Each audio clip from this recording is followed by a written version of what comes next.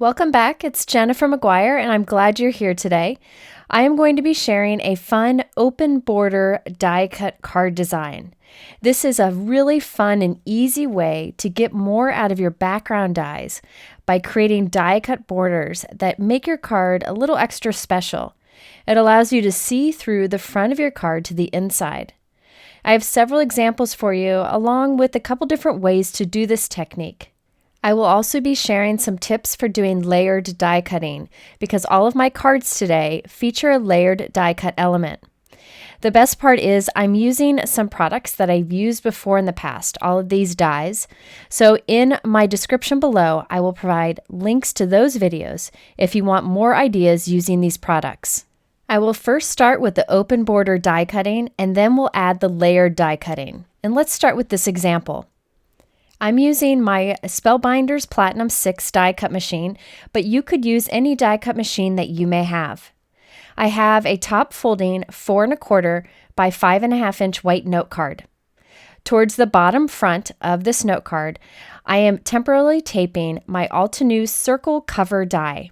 Any background die would work, but notice that I'm lining up the bottom edge of my card with the edge of the die. Okay, so I'm using a metal adapter plate since I'm using an intricate die, and I put that underneath my cutting plate. Now, not all machines need that metal adapter plate. You'll have to try it with yours.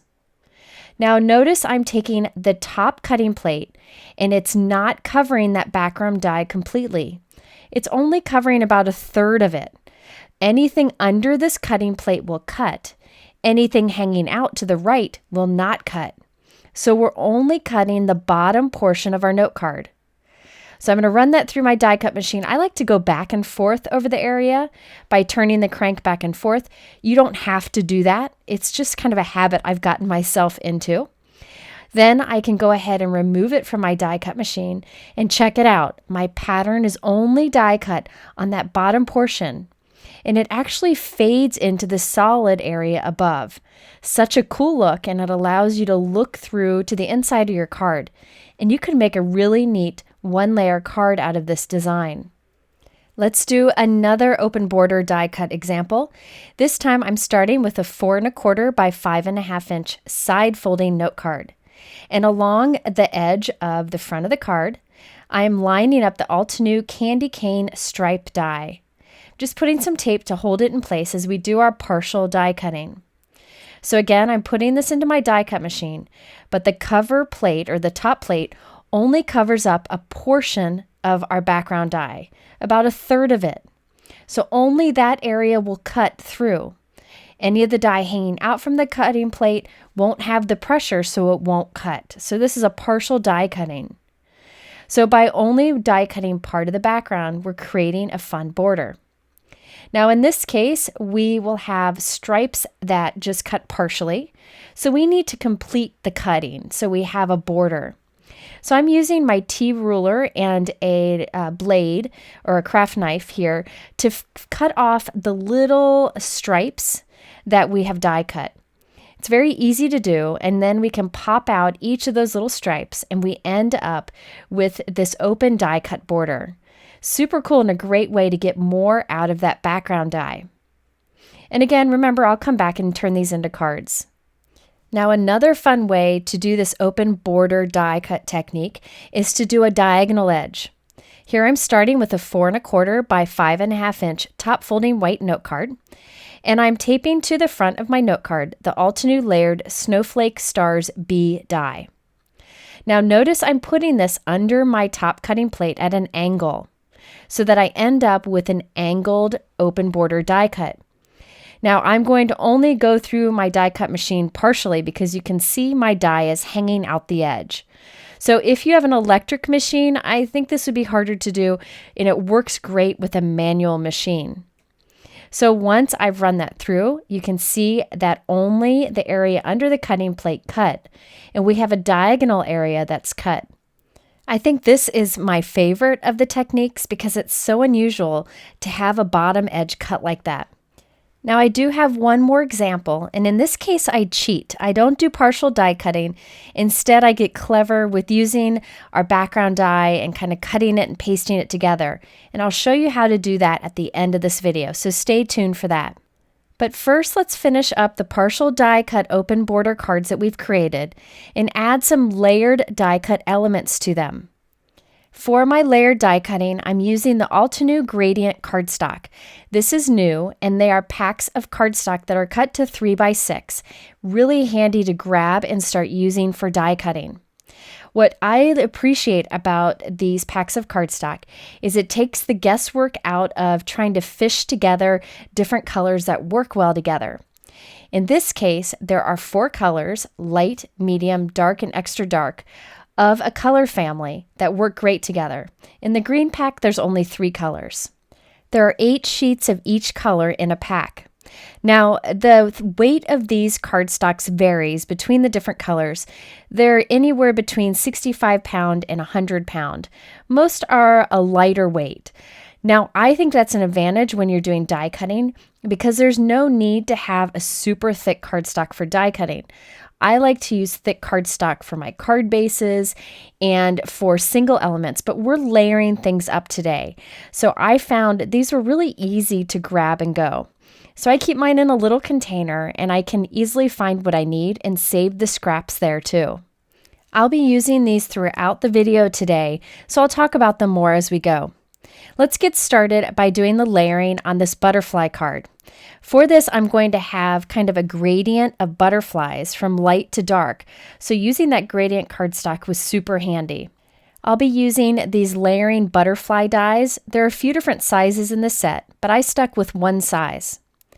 Now, one of the things that's great about these small packs of gradient cardstock is that they're cut perfectly to use with the Mini Blossom die cutting machine from Altenew. Now, this is a handy little die cut machine for doing quick die cutting. You can get the plates through very quickly. You can kind of push them through to the point that the die is and then pull them through the other side. So it's a lot faster than using a bigger die cut machine, and it's easy to kind of move around your desk. These gradient cardstocks are cut to the perfect size to go through this machine. So it's really handy. You don't have to find a full cardstock piece and trim out a little piece to do all this small die cutting. So I die cut a bunch of butterflies using the 4 shades of pink cardstock in the Gradient Cherry Blossom cardstock pack. And I also cut a couple out of white cardstock too. Now I'm going to glue my layers together, and all I did was put a little bit of liquid adhesive on the body so that the wings could kind of go up. I also die cut butterflies from some scrap pieces of silver glitter cardstock, and I just cut out the body and I glued the body onto our layered butterfly just to add a little bit more interest. I ended up assembling 4 layered butterflies, going from a light color to the darker color. So there's 2 shades on each butterfly. I then have my open border die cut card that we did with the candy cane cover die. And right along the edge of that border, I'm adhering my butterflies. I start with the lightest on the top, the darkest on the bottom, and that helps me to space the middle 2 between that. I'm also using the lightest color of pink gradient cardstock to put a piece on the inside of my card so that it peeks through or shows through the front of the card. I also know that I need to write my sentiment to the left of that piece on the inside. I notice I got a little ink fingerprint on there, so I'm using my Creative Detailer tool to kind of erase that ink spot. I get a lot of ink spots on my card, so that tool has been handy for me. Next, I'm using my MISTI stamping tool and my Altenew Obsidian black ink to stamp You Inspire Me on the left-hand side of my card. Notice I got another fingerprint. I do it all the time, I tell you, especially with pigment inks. And I just use my Creative Detailer tool to just rub on the area and it'll erase that ink off the surface. That works best with very light ink splotches like the one I got. So here is a look at the completed card, and you can see that open border die cutting that shows through to the inside. I also have that perfect gradient of die cutting because I use the gradient cardstock from Altenew, but if you have 4 shades of the same color in your collection, you could get a very similar look. By the way, that "You Inspire Me" sentiment is from this Altenew Crafty Greetings stamp set. Okay, let's work on our next example. This one has the border die cut on the bottom front of the card. I'll also be using the Altenew Layered Rose die cut set for this, and 3 shades of purple cardstock and 3 shades of green from the Altenew Gradient cardstock packs. Now I thought it would be handy to first put adhesive on the back of this cardstock before die cutting. This is Stick-It adhesive sheet, which is a very thin double-sided adhesive that's great for die cutting. So I just peel back the release paper, add my cardstock, and then I just kind of press it in place. And I'll do that with all of my pieces. I can then trim them down, and what I'll have is cardstock with adhesive already on the back. Now I found out this actually worked really well with this gradient cardstock because most of the gradient cardstock colors are between 60 and 100 pounds. So it isn't super thick. You don't have to worry about being able to die cut through both the cardstock and the adhesive. It cut through both with no problem. So I use my bone folder to really press the adhesive in place, and then I can go ahead and do my die cutting. So I'm positioning the dies that I want to cut with each color right on the top and taping them, then running them through my die cut machine. Once I'm done, I can remove the release paper from the back, and it's ready to stick on our project wherever we want. Now, another good thing about the Stick-It double-sided adhesive is it doesn't hold tight until you press it in place. So you have some time to move it around and wiggle it around. So I'm going to put all these layers together, and then once I'm done, I'll use my bone folder to really push it down and make sure they all stick. So you can see how easy it is to assemble the rose and then also the leaves. So I did 1 rose and 2 leaves, and they came together pretty quickly. And I had a lot of cardstock left over with the adhesive on the back. I'll be able to save that for a future project. I also die cut the Altenew Fancy Thanks die from the darkest purple color cardstock, and I die cut 3 of them and glued them together so that we can add it to our card with dimension. So I added my flowers to my card, and now we're adding the Layered Thanks die cut, and we're just going to put that all in place and then, once again, use our bone folder to press it down so it sticks and stays put. This is one of those card designs that looks like it takes a long time, but really it's just a bit of die cutting and then it comes together quickly. Now I also took a piece of the gradient cardstock and I'm gluing it to the inside of my card. I left a little white trim on the bottom, and that will peek through to the front. To finish it off, I used my Tonic Aqua Shimmer pen to add some sparkle to the word thanks. And I also added some purple gemstones here and there. Now, if you look at the completed card here, notice how smooth that transition is on that open border die cut. It's such a neat look and would be great for a 1-layer card. It looks like you used a border die, but really you just stretched your background die and got a new use for it. Okay, let's move on to this example where we had that diagonal open border die cutting. For this one, I'm using the Altenew Rose Flurries die set. Now this creates a bunch of different leaves and roses, and I've used this before many times because I find that there are many ways to use this die set. This time I decided not to use Stick-It double-sided adhesive. Instead, I just cut from the blue and green gradient packs a bunch of layers of flowers and leaves, and I'm using liquid adhesive to glue the layers together. When using a liquid adhesive for layered die cuts, you just need little dots of glue here and there. You don't need a whole lot, especially if you're using a strong adhesive. So I assembled the layered flowers, which is easy to do because the die sets come with a layering guide, so it's easy to figure out. So I created a few blue flowers and a few green leaf clusters. For me, assembling these layered die cuts is very therapeutic. I enjoy this even more than coloring. I love the results. Okay, so I assembled my flowers onto the front of the card, very easy to do. But I wanted to have some of that blue cardstock showing through to the inside. So here I'm making a little mark on the blue paper where the die cutting ends on the inside. I then can trim along those pencil dots so that the diagonal on this piece matches the diagonal of the die cutting on the front of our card. I could have used a rectangle piece if I wanted to. I then put adhesive on the back of this and I'll glue it onto the bottom inside of our card so this color shows through to the front. So here's a look at the completed card. We have the cluster of flower layered die cuts, and I put some blue gemstones around it. Check out the edge of that partial die cutting that we did. It just gives a really cool kind of faded look, and we have that open area on the bottom. Again, it would be perfect for one layer card, but I decided to add some layered elements. By the way, the sending thanks sentiment is from this Altenew Wavy Roses stamp set. I really like the sentiments in this one, and I use it on the next card too. Okay, with my last card example, I wanted to show you a different option if you didn't want to do partial die cutting. This alternative technique still gives the look of an open border die cut card. Okay, I'm using the Altenew Spring Meadow cover die, and I'm die cutting it from a piece of white cardstock that is 4 1/4 by 5 1/2. So this is not a note card, just a piece of cardstock. Now from this, I'm going to trim out a little panel. This piece can be as big or as small as you want. And in fact, from this background, I got 3 pieces that I could use on 3 different cards.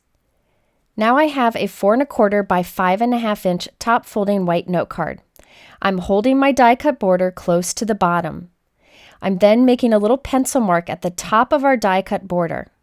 And I'm going to cut just a little bit below that. So you'll see me cut a little bit below that pencil line. Now I'm going to glue that little die cut border right onto this flap. So I'm going to use some really strong liquid adhesive. This is Gina K Connect liquid adhesive. And I'm putting it just along the top of my die cut border. And I'm going to glue that just along the bottom of the front flap of our card. Very little overlap here. You could do more of an overlap if you want, but I found very little was needed.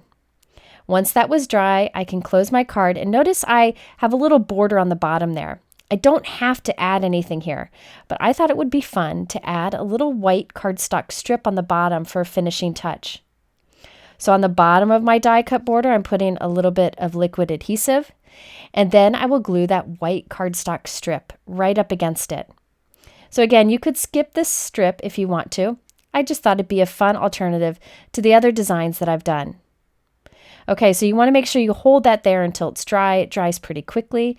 And there we have this similar look to what we've done before. You can tell that they are glued together, but you can put cardstock strip over that to cover that if you want, but really it's not that noticeable. Now for the elements on my card, I used the Altenew Wild Rose die cut set. At this point, I was running out of time because it was time to pick up my daughter from school, so it really saved me a lot of time to use the gradient cardstock packs because I didn't have to find all the perfect colors to use together.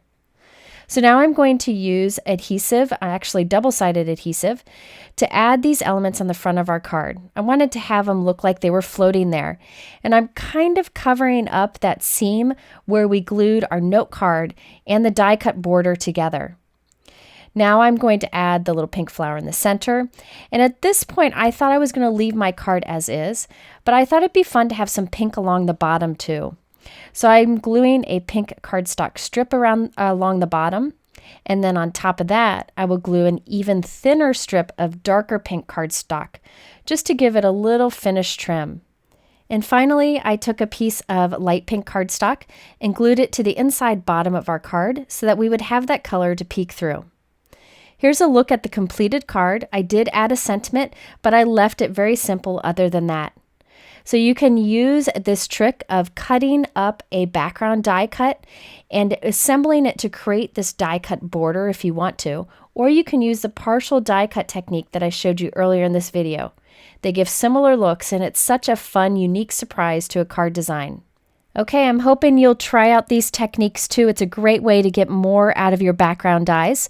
I have all of the products I used below in my YouTube description, along with links to other videos that I've used those products in.